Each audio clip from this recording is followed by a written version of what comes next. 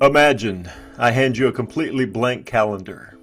No meetings, no appointments, no excuses. Just empty space. You're the leader. Now I ask you one question. Show me on this calendar where the leadership happens. Welcome to It Doesn't Take a Genius. Ramsey! Marshall, what a pleasure to see you today. I hope you're enjoying my scarf. Yes, you showed up looking like a British aristocrat. I'm completely impressed. Well, to be fair, a Scottish aristocrat. This is Clan Ramsey's tartan, and I just wanted to brag because it's really cold outside, and we're under an ice storm, and what better time to pull out from my closet the scarf that I never ever wear, but happens to be Clan Ramsey's. What I've been told is the peacetime tartan. So there you go. Nice. It is fabulous, by the way. It is. It really is. And yeah, it took the blizzard of 26, Snowmageddon 26 to bring us back together. That's right. That's exactly right. Well, and I want to welcome everybody to It Doesn't Take a Genius. And by everybody, I, of course, mean both of you. We're going to talk today about a secret weapon of great leadership, and it's something you and I have really been doing a lot with here lately because we've been working with managers and their calendars. So, why is it we're talking about the calendar? Well, I think the main reason we're talking about it is we were stunned at how effective it was. That's very fair. Like it seems so simple, right? So what we figured out, right? The secret weapon of great leadership, it's not charisma or intelligence or some great, halftime locker room speech. It's something simpler. It's just consistent execution. Yeah.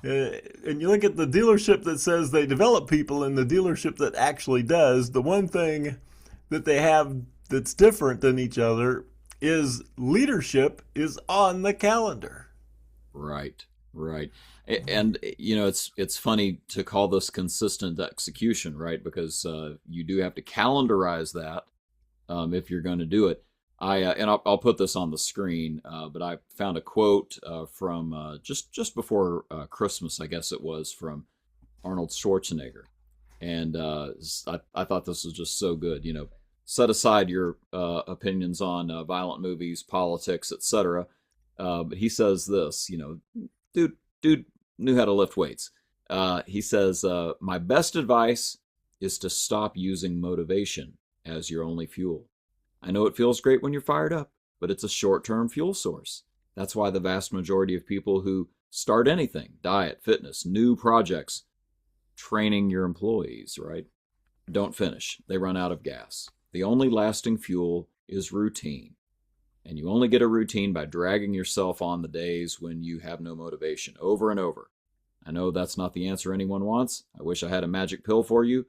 But the only thing that works long-term is showing up for yourself even when you don't want to. Brute force."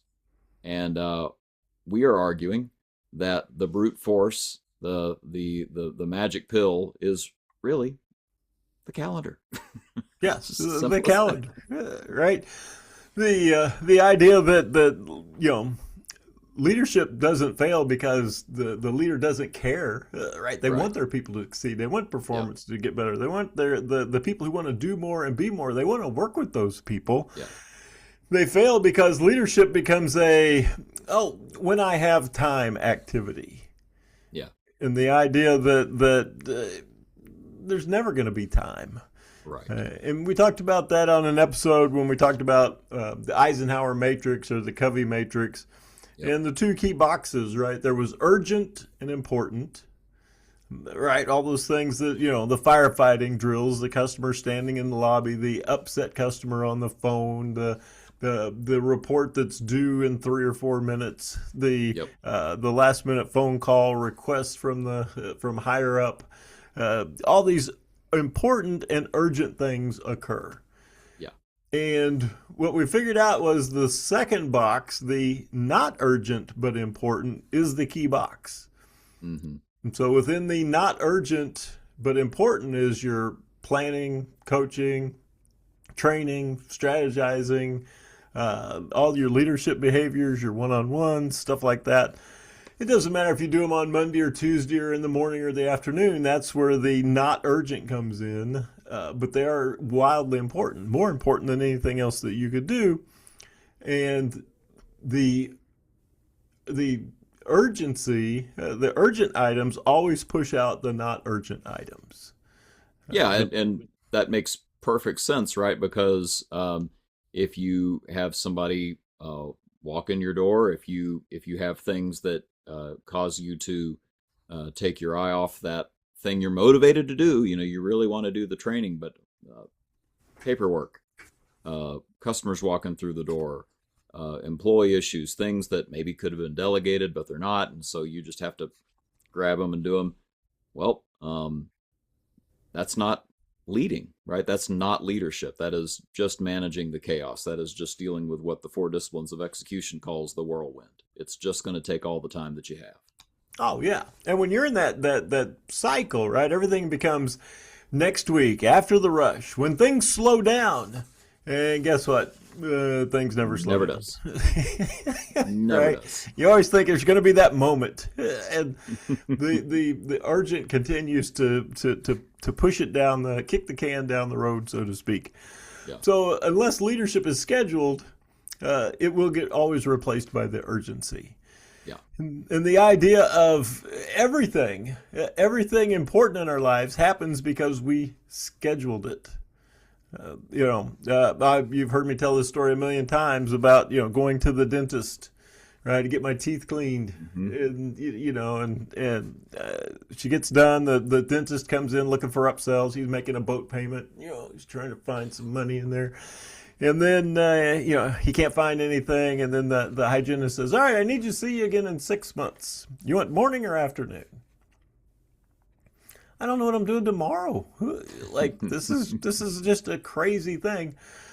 But they know, and I know, if we don't schedule it, we don't put it on the calendar, 6 months will pass, 10 months, a year, 2 years. At some point, I'll just have one tooth. It'll be a nice tooth, but it'll be the only one that I have. You think about all the effort that would go into getting me back in there. They would call and text me, and then I would call and text them, but they wouldn't be available. And then you just, Yep. but if we put it on the calendar, only one of two things happen. We either do it or we reschedule and do it. Yep. That's it. So the power of this is incredibly simple. But I think we've been amazed that we found that people have a lot of stuff on their calendars, but they don't have the leadership and management Right. activities on their calendar. Right. Yeah, and we're not talking about any specific role in the dealership or the office or the workplace. This is sort of universal, because if you're in management, the one thing that you can't delegate is growing your people. So this is really anybody who is in management or aspires to be in management. You have to put helping others grow onto your calendar, or it will not get there at all. So Mike, you've sort of, we talked about this ahead of time, but you sort of have a challenge for people who want to take this a little more seriously. How would you go about calendarizing your work with people like this? Well, the drill we've been running with managers is pretty simple. Hmm. We sit down, we hand them a blank calendar, and ask them to put down what would the ideal month look like from a leadership standpoint. Forget all the other admin stuff that you got to do. Let's just map out from a leadership standpoint every single day over the course of 30 days. What might that look like?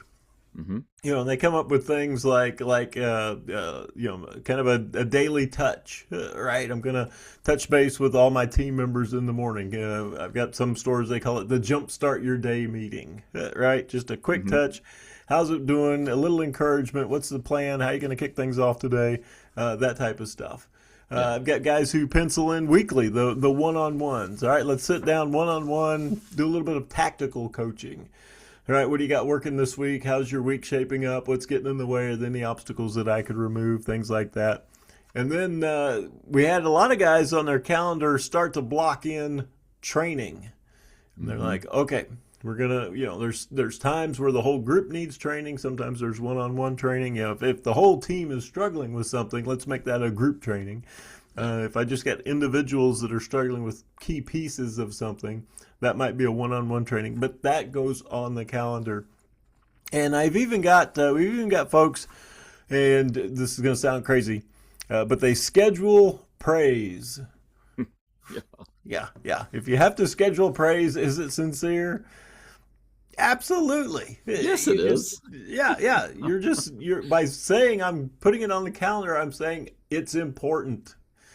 And I want to be more consistent in catching people doing something right and making sure that I take some time maybe towards the end of the day to recap a couple of things that each team member did correctly or did well or went above and beyond, that type of thing. So it could be a formal end of the month meeting where we get together and recognize personal bests and records and things like that.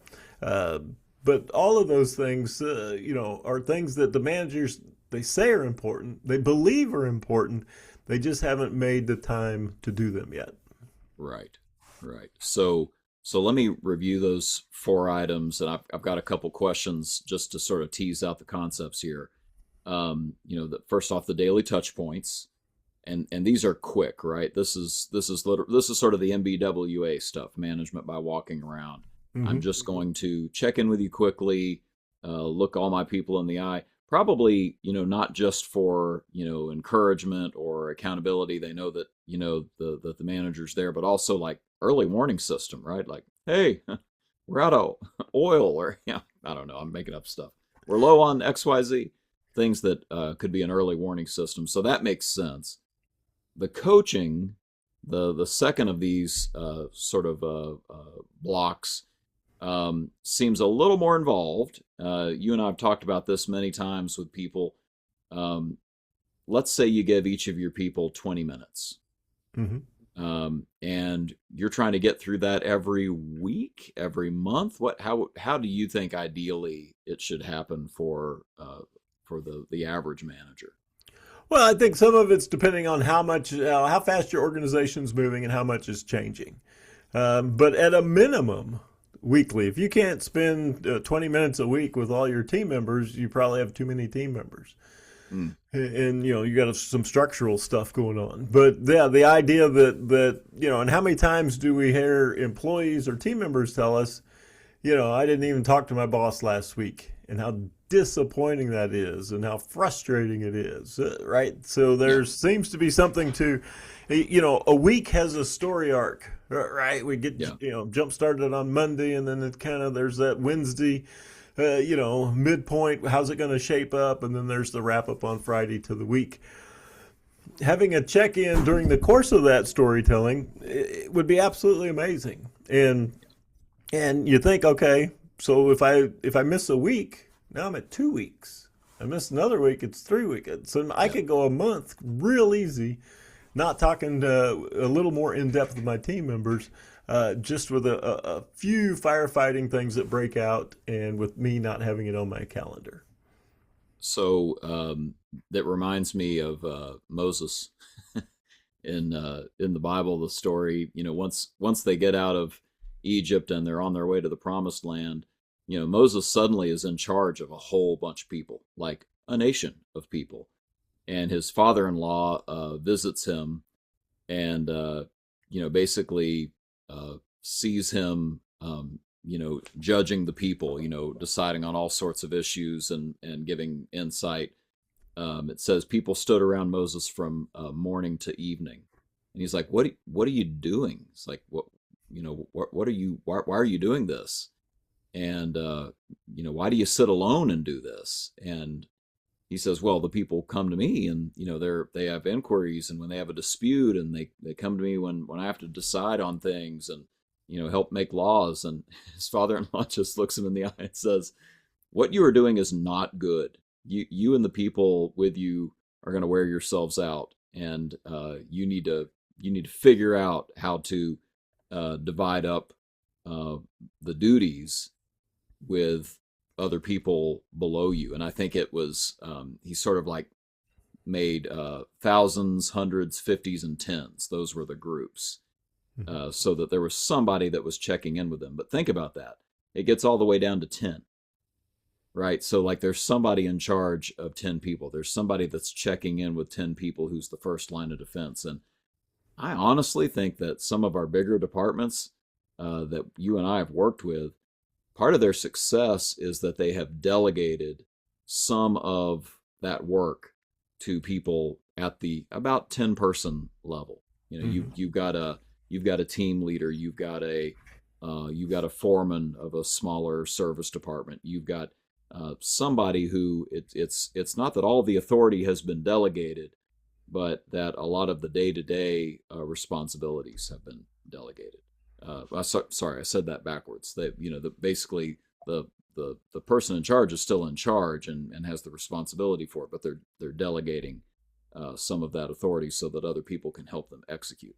I think a lot of our people, I mean, it's maybe a secondary podcast, sort of branching off of this, but I think a lot of people need that. We have a lot of managers who could use some help, and some of this coaching work could be done a little more downstream.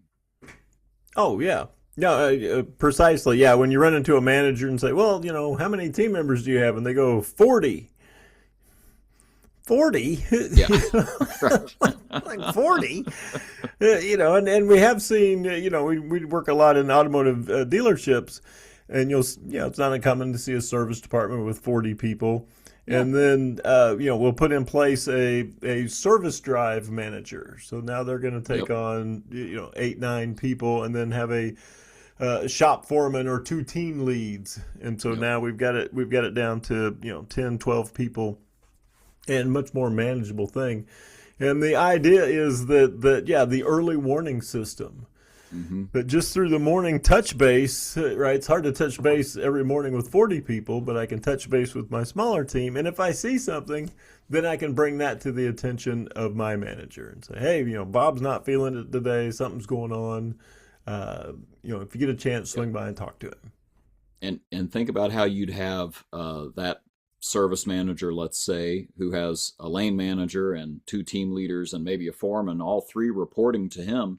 Well, those are his coaching opportunities, while those people go and touch other people and do some coaching themselves. Ideally, I mean, we're talking about an ideal world here, but that team lead, that lane manager, has just been given an awesome opportunity to grow their leadership skills and learning how to use a coach approach, so that when they step into a service manager role or what have you, they're better prepared because they've already been doing it.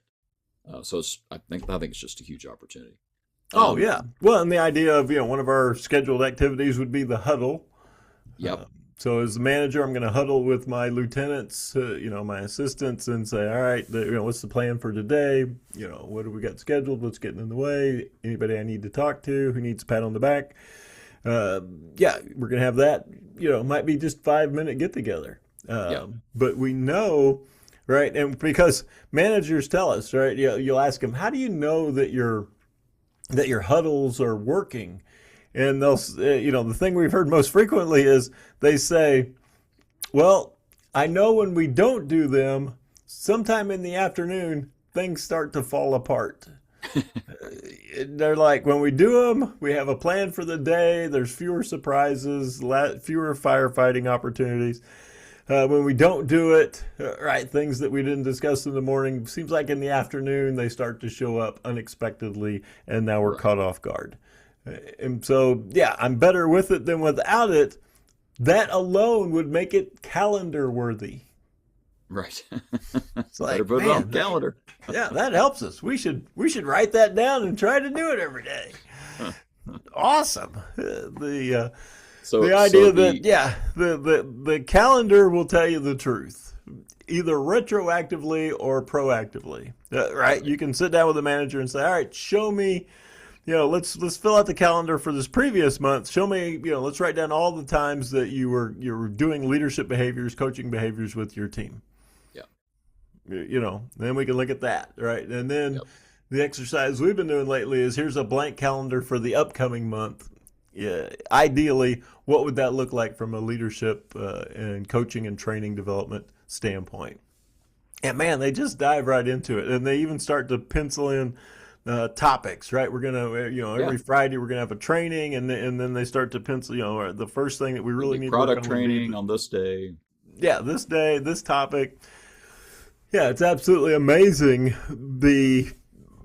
So you don't need Marker Eye to help you do this. We're glad to. We're glad to help you do it. But yeah, just pull out the calendar, ask the question from the opening. Where is leadership on your calendar, and start to pencil it in. And we're suggesting quick touches, one-on-one coaching, and then real quickly the development, the training block, and then the cultural, the praise and recognition block, celebration block, whatever you want to call that. Again, some of this could be delegated, right? We're not saying that the manager needs to go prepare an hour-long product training session every week and make sure that gets on the calendar. That may be something where he's got a superstar salesperson who is knocking it out of the park, and maybe it's, this week's development session is, let's interview that guy and have everybody ask questions to figure out, what he's doing well and what the bright spots are and what could we take from this to grow coming out of this training session. It could be delegating a party, right? I'm not good at throwing parties. I know that about myself. So, I try to get other people involved to pick that up if there's a celebration that really does need to happen for the sake of the team. Those are things that, again, could be delegated, but it's the manager's responsibility to make sure it happens. Therefore, get out that blank calendar. Absolutely. Okay. Consistent execution wins every time. All right. It's all about persistence. And speaking of consistent execution, I'm not sure he's missed an episode in the last 4 years. He's our man, our announcer, our voiceover talent. Please take it away, Mr. Wolf. So go ahead and tweet that, or share it any other way you want. As always, there are no rights reserved, no trademarks, no copyrights. Share it if you want to. And join us next time on It Doesn't Take a Genius. That's good enough.